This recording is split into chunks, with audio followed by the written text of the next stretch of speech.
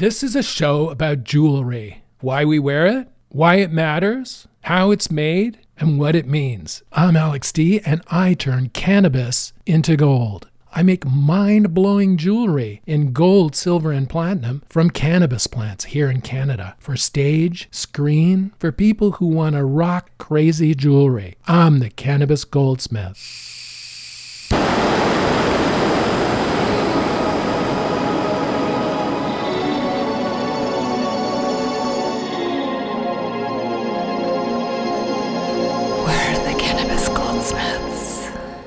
I did a podcast last year, almost a year ago, called Do Diamonds Have a Future? It's episode 20. You should listen to it.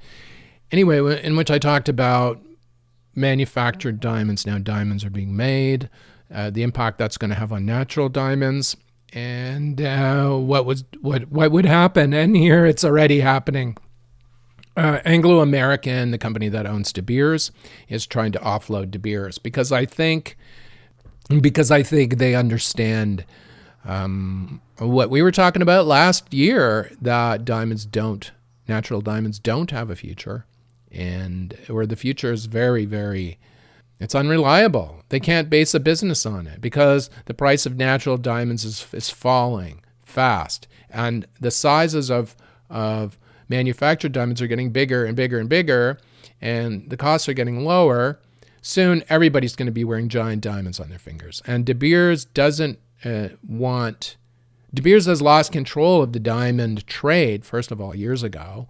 And then now the parent company is looking to offload it because if I were them, I would try as well, because I really find it hard to see that natural diamonds have a future in a kind of a scaled business like that. It's all changing. A lot of the rings, I read a stat last week that of the engagement rings sold this year, half of them were manufactured diamonds. So I don't know how accurate that stat is, but I believe it. I mean, it sounds true to me. So anyway, today's episode, however, is about applying for government funding and how to talk to politicians to get funding. This is not an example of a success story doing it, but rather a story of failure doing it. So listen and you'll hear what our government in Canada is about and how they feel about the arts and music and culturally important things. They have no concern for it whatsoever. That's this episode. It's long, maybe get a piece of wood and put it between your teeth and just bite down on it, because there's politics in this episode. If you're an artist these days, wherever you are, in whatever country you are, you often have to engage with the government. Whether it's a government grant you have to apply for, or maybe you're looking for money to put on a show, an exhibit, or something like that. So eventually you're going to run into the government. And either they're supportive of the arts or they're not. Depends where you live. Now in Canada, we have a government that isn't supportive of the arts at all. And they are definitely not supportive of Canadian journalism. So this is my environment here in Canada. And as I mentioned in a previous episode, in my younger days as a younger man, I published Canada's national DJ culture and electronic music magazine, TRIBE. And it later became the Bible of the rave scene. It was a national magazine. You might think of it like if you've ever seen a Mix Mag or something like that on a newsstand in the UK, or DJ Magazine or Face Magazine. It was sort of like a combination of all those in Canada, and I published it for 12 years in print. And over the course of the publication of the magazine, I shot 10 to 12,000 photographs of the culture of the emerging electronic music in Canada. Now, this is a time before smartphones and social media, so these photos don't exist anywhere else. I have them all, and they're all on film and slides. It's an important Canadian cultural archive, and important for Canadian music history. But there are also some other elements to it, too, this collection. That I have. So that's what I'm talking about on this show today.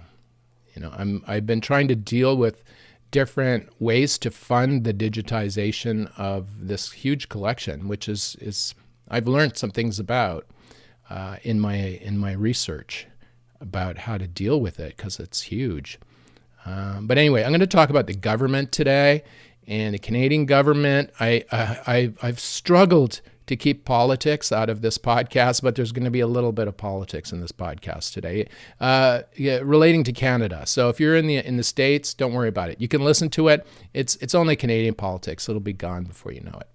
But I'm also going to talk about belt buckles and photography in general and protecting your art for the future in this episode.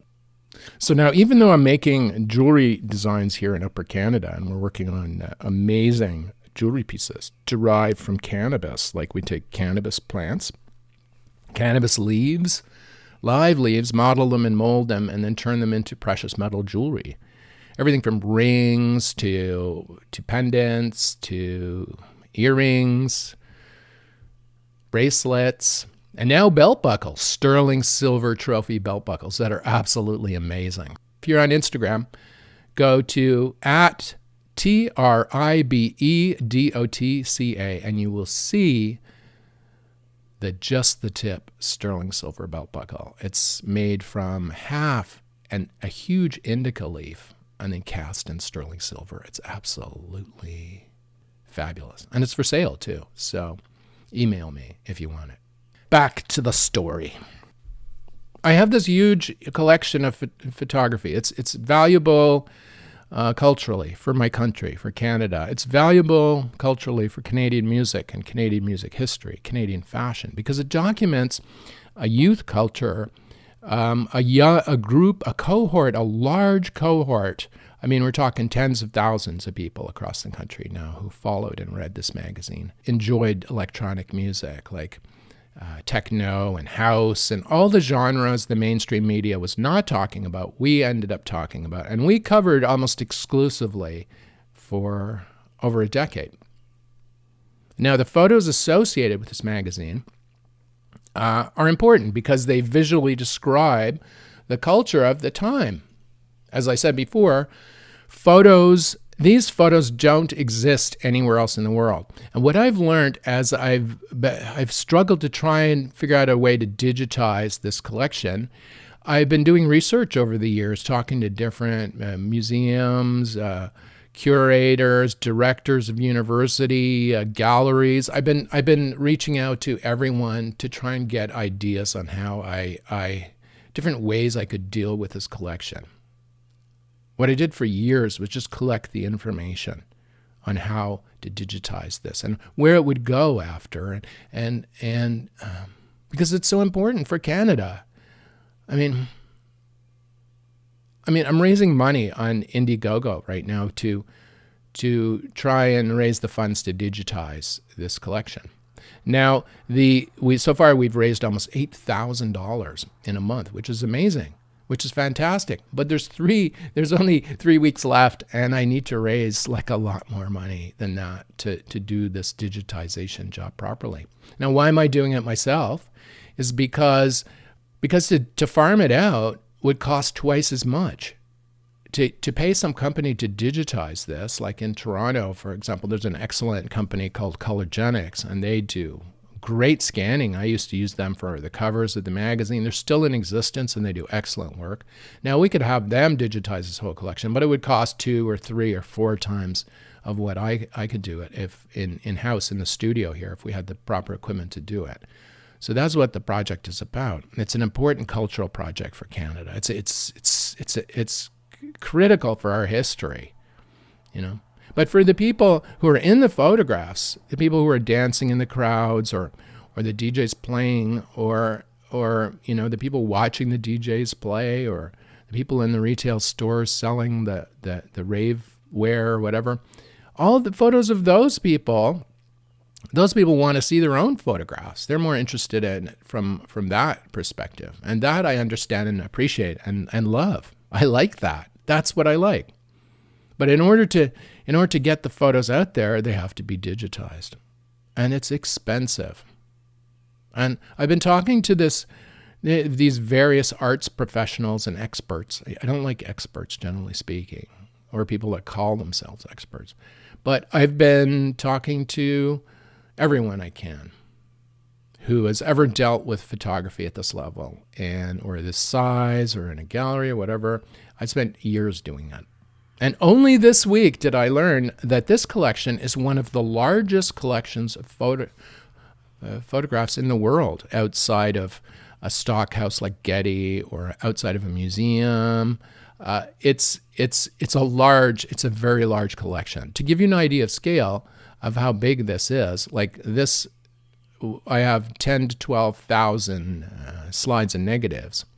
The Met in New York has 25,000 images in their collection. And the National Gallery of Canada has one of the largest photography units of a museum in the world, and they have 50,000 images in their collection. So that gives you an idea of how big this is.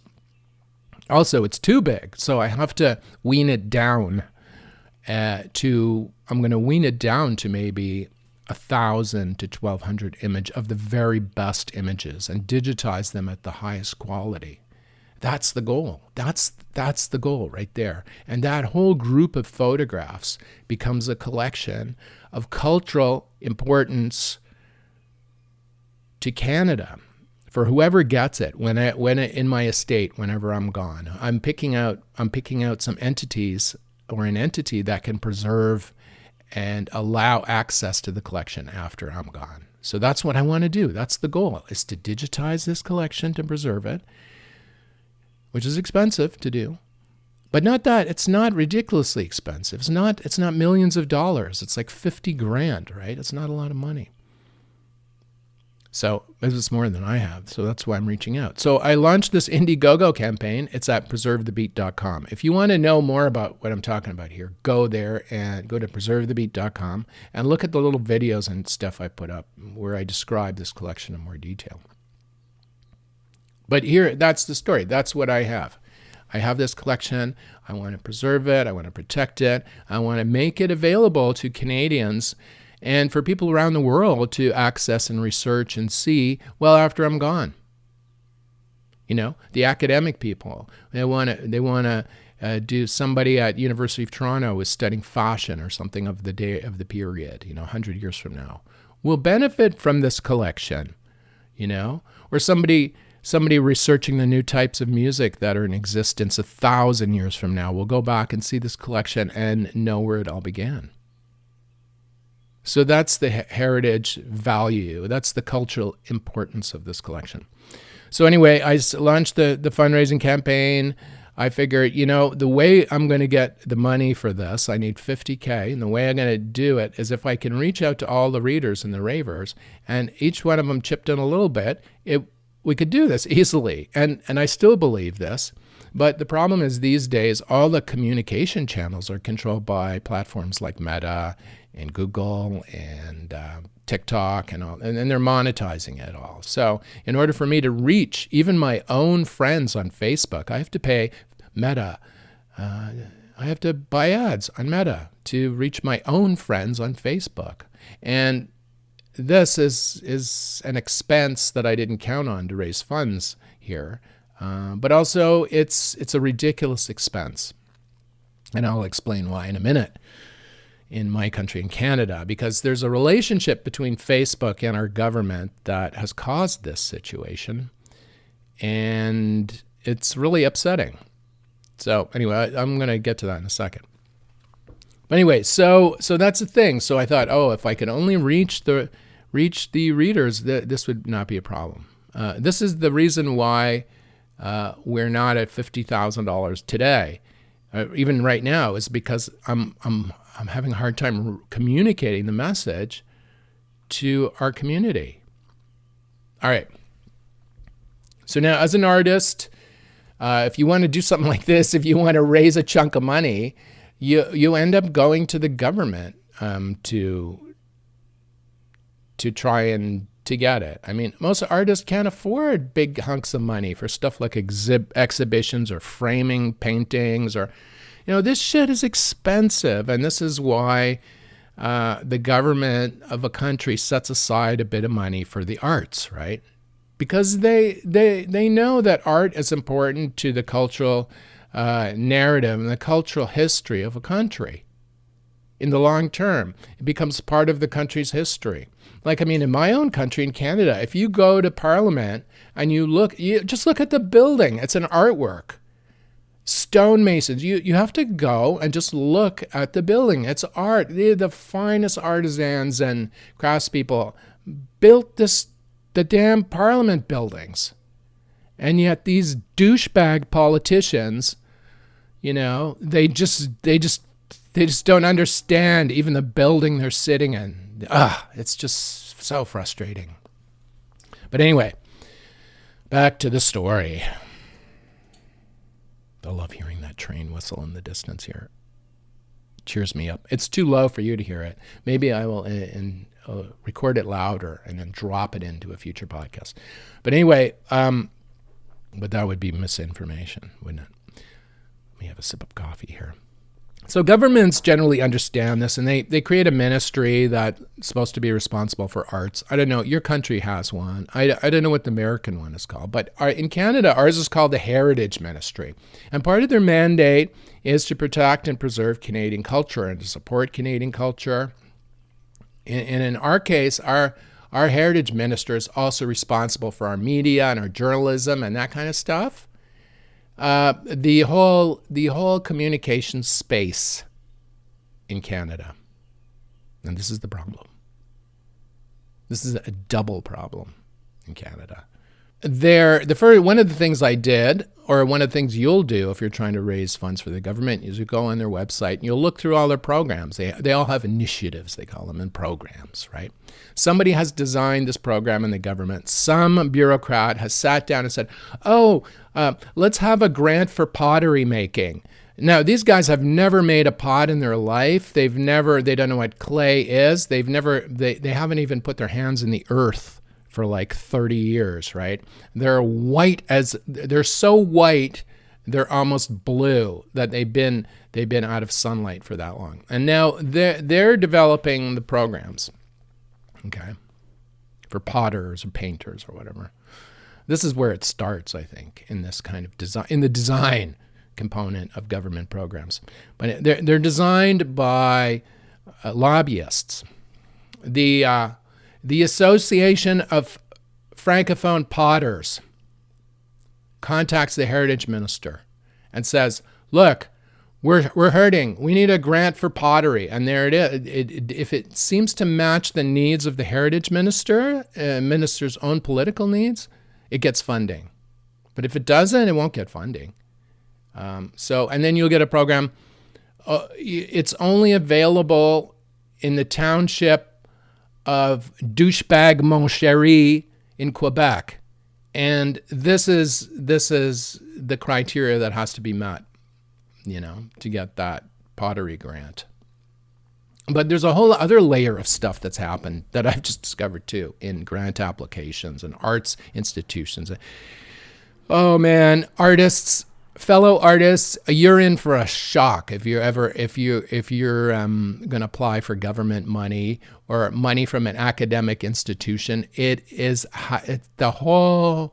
probably heard of all this cancel culture stuff. Like, even if you're not in that level of social media discourse about it, if you're just an artist, a struggling artist, you'll find that all that has migrated into the academic world and the art world. So you're going to have to deal with a thick layer of DEI, a filter. It's like a filter. It's like a sieve, a DEI sieve that blocks everything except certain narrowly met things. Now, I think from an artist's perspective, after you've struggled, suffered, and made the art, and you have the art, and you just need to show it, then you have to raise the funds. Then, and if you approach the government, you're faced with this DEI filter, and it's just like like a screen. It screens out you, basically. It'll screen out everyone. And what this means is that the money stays with the government, and then they get to decide where it goes. That's what happens with this. But I would say that in our case, the Heritage Ministry, I reached out to them about this project because this is a project they ought to be funding. But before I did, I went on their website, like you will go in your country, and look for what programs they have. And you'll see that the programs are very strange indeed, and they're focused in very narrow tranches of the art community or the media community or whatever you're looking for funding for. And it seems that these programs were written by people for their own interests, and that's how it appears. Anything that doesn't fit into that narrow category doesn't get funding or isn't even allowed to apply because there's no grant for it. So there you go. But anyway, so I'm flipping through all these grants, and I find a grant that would help us, and it's the right amount. It's funding for digitization of film and negatives and stuff. But it's only available to museums in Canada. It's not available to me. Now, most of the museums aren't set up to digitize a collection of 10 or 12,000 images. Because as I mentioned previously, their own collections are just a little bigger than that, right? They're not set up to do this. And in fact, it would cost more if they did than if we did it here. So that's the thing. Also, they wouldn't understand it.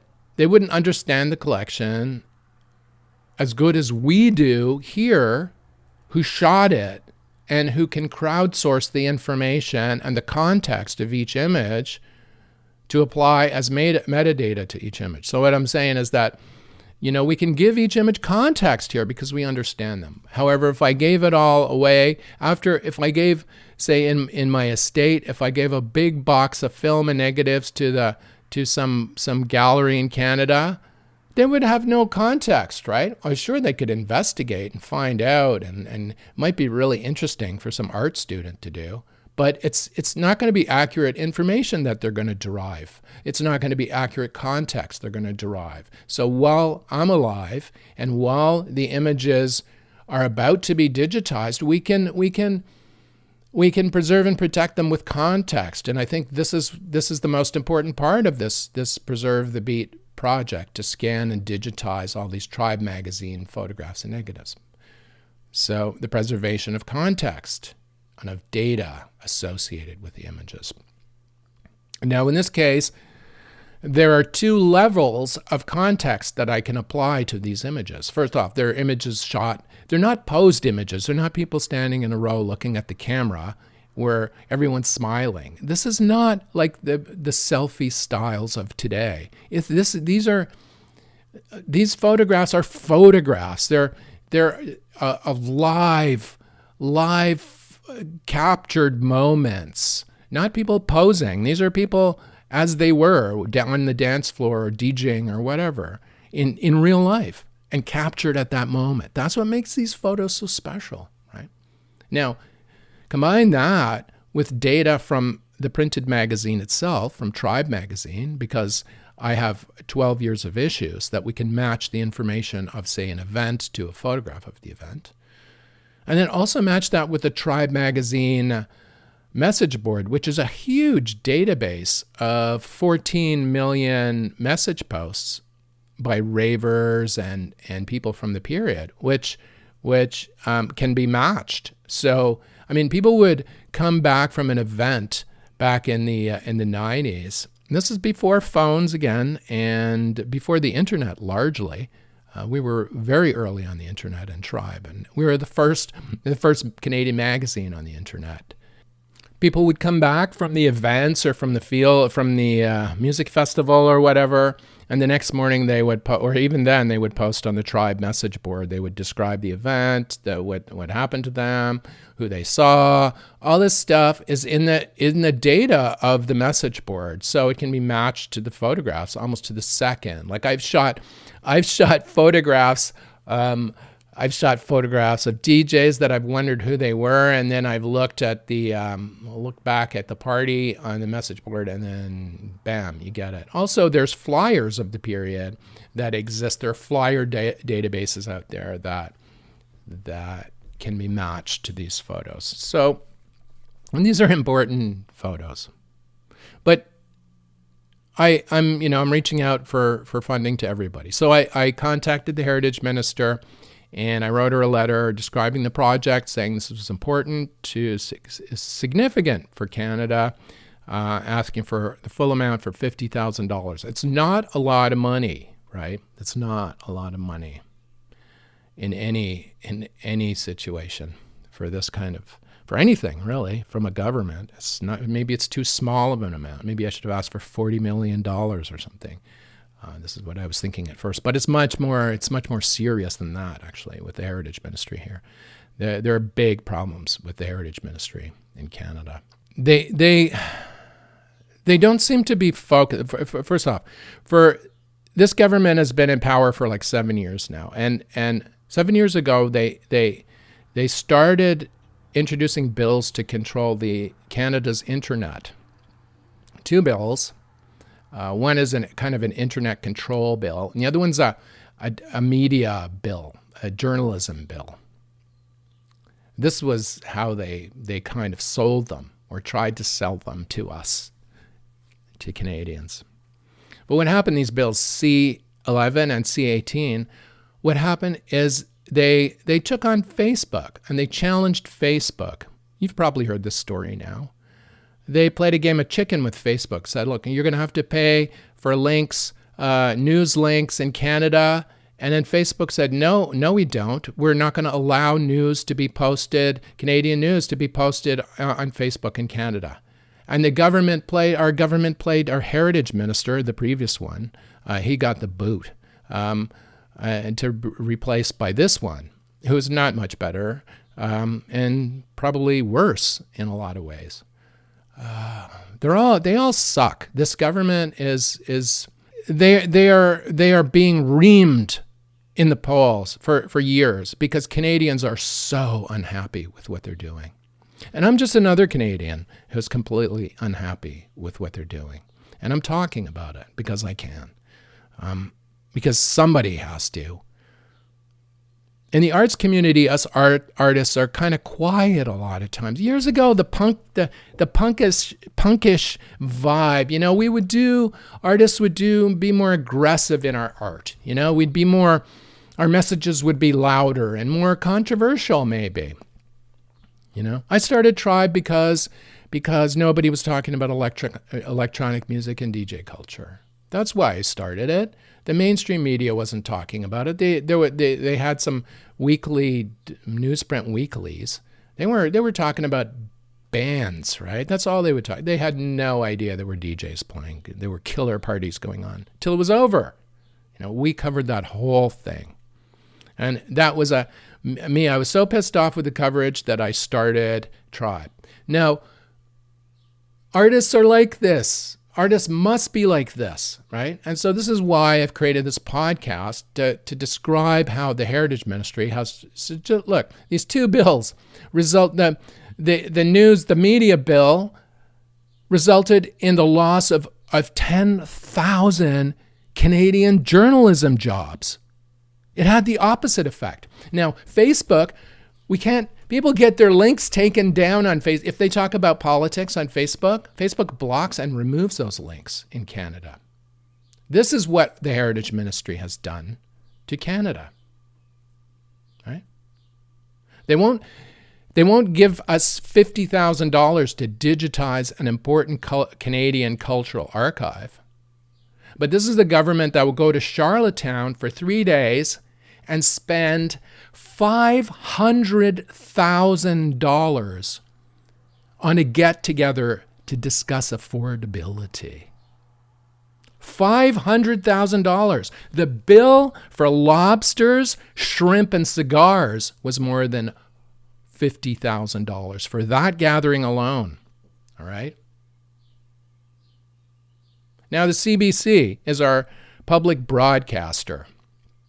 Okay, some people hate the CBC. Some people love the CBC. I have friends who work at the CBC. You know, people I like work there. But the organization is bloated. It's just poor. It's just, the quality is just terrible. It's padded with vice presidents and directors. The people that are actually doing the work, there's less and less of them, and there's more and more directors and vice presidents and high-level administrative staff. And they're all, the director, the head of the CBCs, they're getting increases in their budget, and they're awarding it vast bonuses to their vice presidents and their directors. It's not going into quality improvements in programming or programming that makes sense to Canadians. It's going into administrative costs and going into rewards for the head of the CBC. That's what our heritage ministry is here. Now I'm disgusted as a Canadian. First off, as a photographer, a Canadian photographer, I'm just disgusted at what's happened to Canadian heritage. I am just appalled. It makes me nauseous thinking that this government won't support a project like this, but they'll gladly go to Charlottetown and party for a weekend for $500,000. And now this is why this government is hated in Canada. They are hated by average Canadians. I think they're more intent on their, as I said, before I even wrote to the minister, I had to write 3 times actually to get this response that I got from them, which was, this project is significant. While this project is significant, we don't have the money to fund it. That was their response to me. We don't have the money to fund it. Now, where did the money go? Where did our tax money go? That's what I want to know. As a Canadian citizen, as an artist, as a Canadian artist, where did our tax money go to preserve and protect Canadian heritage? Where is it? It's been squandered. That's where it is. This heritage minister and the previous 2, that nutbar Pablo pounding on his desk with his sleeve pulled back to reveal this like $100,000 watch on his wrist, pounding on the table to save Canadian journalism. What a crock of shit. And the previous guy, Stephen Guilbeault, this is now our environment minister. This guy took a Canadian flight, staffed and everything, all the way to Buenos Aires to plant 1 tree seedling. And then he came back. This is where the money is going. This is where our tax money is going. The politicians in Canada, the government in Canada has lost touch with the people of Canada. And they're going to be swept from office. All the polls say this. But that doesn't do me any good because I need $50,000 to fund this project, which is important. I want to digitize these slides at the highest resolution. I want to save them on archival media. I want to produce some books. I want to make them available for documentary films. I get asked by film documentarians all the time, where do you have any photographs of the 1990s in Canada? Of course I do, but they're all on film and slides, and they're not digitized. So no, you can't have them because I can't provide them to you. And then in my estate, I want to leave this prepared collection, which will be the digitized versions of the images stored on archival media and the film and slides and everything else, the audio, all this stuff that I have related to Tribe Magazine. I want to leave that to a Canadian arts entity or a Canadian academic institution here so people can research and study this period in Canadian history. So that's the eventual destination of it. It's going to be given, it's going to be gifted, right? When I'm gone. But the people getting it, in the end, the Canadians of the future getting it, will get a collection that has context, right? It'll have context. The images they'll be able to understand what the images mean. They'll be able to pull data from an actual hard copy magazine stored at the National Library of Canada, which they're already there now. Or they'll be able to pull data from the message board database, the MySQL database, and determine what the day after the party that in the photo was about, what the people felt like afterwards. Like that's what a nice a gift to future Canadians is. And that's what I want to leave them. That's what our rave community should leave to Canadians of the future. Anyway, now I've got that off my chest. I'm like, whatever. Heritage Minister is now on the record. She's now gone on the record for not supporting Canadian music. This is her mandate is to support Canadian music, support Canadian culture. She's now clearly on the record for not supporting Canadian music history or Canadian music. There. Congratulations, Minister. You are probably not the worst heritage minister ever, but you're pretty close. And you're the last two, you've all sucked. Your government will be gone shortly. And that's something we can all look forward to as artists in Canada. So I'm probably going to record another video to her to put it on YouTube to explain why I think she's made an error in her judgment, and that a heritage minister should really protect Canadian culture and history. That's what her mandate is. It's not going to change her mind because right now they're scrambling. It's full on panic there now because they see the polls are all that matter, and the polls are going to sweep this government completely away. Whoosh, gone. Anyway, that's enough for politics. I promise I won't be talking about politics anymore. I told you how much politics intrudes on my art life in a previous episode. I'm sure, but it does, and I have to keep batting it back. But eventually you'll have to talk to politicians yourself, and you should go after them for funding. I mean, I went after the minister. I went to the highest level in Canada because their programs weren't tailored to me. They weren't tailored to they're not tailored. They're only tailored to people who are already getting them, basically, is what it is. So I wrote to the minister directly. Now, in your country, you can do this too. Depends which country you live in. If you live in a democratic country, you can do this. Sometimes, if you're in another country and you send them a letter, this might not be a good idea. But here, in a country like US, UK, Canada, whatever, Australia, we can email our politicians directly. We can send them letters, and they will respond to you. And if they don't, there's something wrong with them. And if it takes 3 letters to get them to respond to you, there's definitely something wrong with them. Especially in an issue of critical importance in their portfolio, that concerns their mandate. But as an artist, you can reach out. And I suggest you do it. Just do it. Get practice. Contact politicians.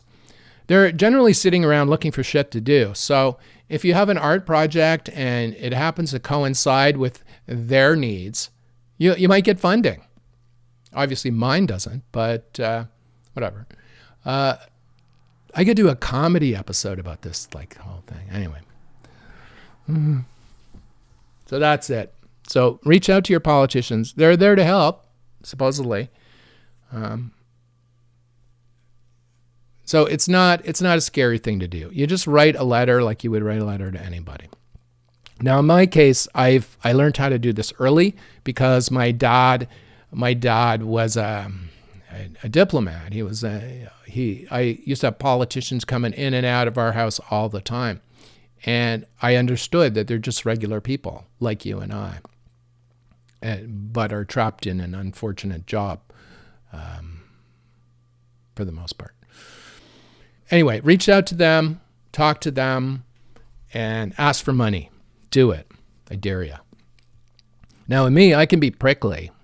I'm generally prickly when people don't understand the importance of something. Then I can be prickly, right? If I explain it a bunch of different times and I show pictures to say, okay, this is the chart or whatever. I describe, this is what it means. This is the impact it's going to have on the culture, on the society and the future and whatever. And if they still don't understand it, it's like, why are you even in the job, right? I can be prickly sometimes.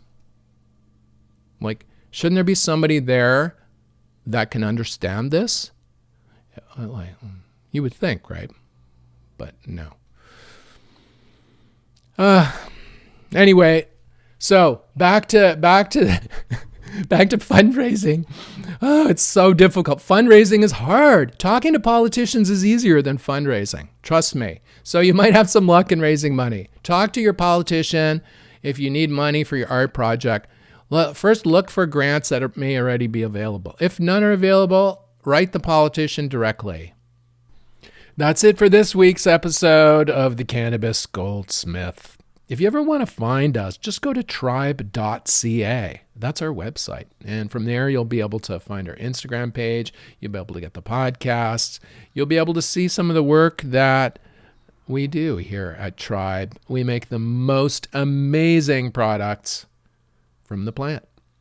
The most amazing jewelry pieces. For stage, for screen, or just because you want to wear amazing jewelry. Wear the plant, we like to say. If you want us to make you something special, email me, alexd@cannabisgoldsmith.com. That's it this week for the Cannabis Goldsmith. The Cannabis Goldsmith is produced by Tribe Communications, Inc. in the Thousand Islands area of Ontario, Canada. You can see what we do at tribe.ca. Send us an email, alexd@cannabisgoldsmith.com. Thanks for listening, and we'll see you next week on the Cannabis Goldsmith.